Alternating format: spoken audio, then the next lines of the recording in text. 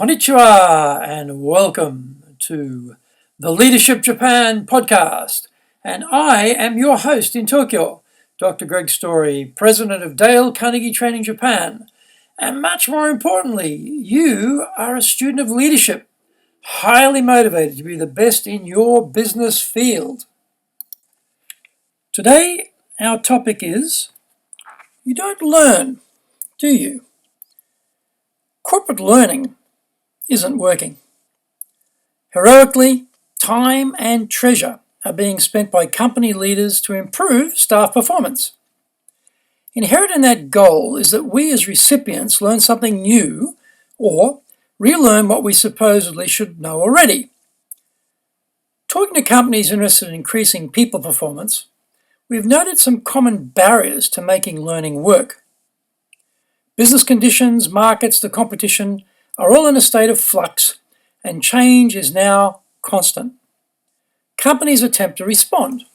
The clarion call goes out to the troops to rally behind the latest change. New policies, slogans, work methods and systems cascade and are met with disinterest or just tacit compliance. The changes usually require everyone to learn to do things in a new or different way. The desired order is usually 1, learn, 2, change, 3, improve results. The breakdown point in this continuum is the one in the middle, change. The organization may want improved performance, but is met with the mindset of, I agree in principle, but no thank you. I don't want to make any changes to what I do now. Insanity is defined as doing the same thing every time, but expecting a different outcome. This no thank you attitude drives leaders nuts. So why don't we want to change? Actually, we are changing all the time.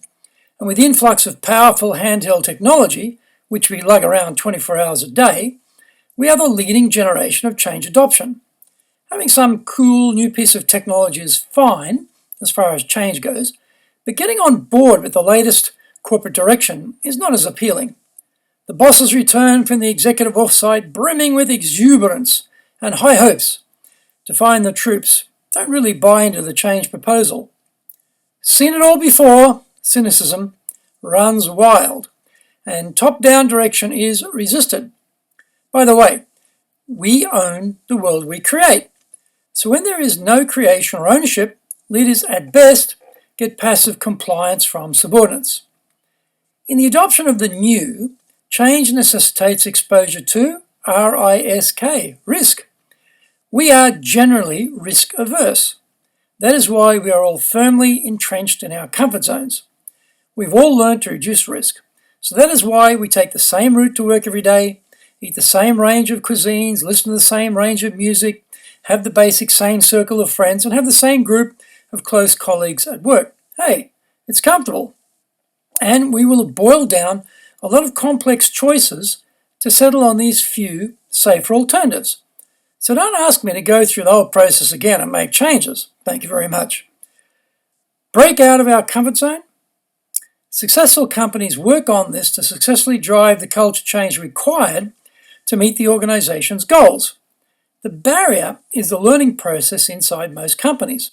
There is no content component to expand their people's comfort zones. Learning is often just data download, purely technical or simply product knowledge driven. Now is a good time to take a measured look at your current learning content. Where is the bit to build the confidence to take risks, to really expand those comfort zones, to actively adopt change, to learn, to improve performance? Will we ever learn? Thank you for joining the Leadership Japan podcast. If you would like to access more great insights and information, then go to japan.dalecarnegie.com.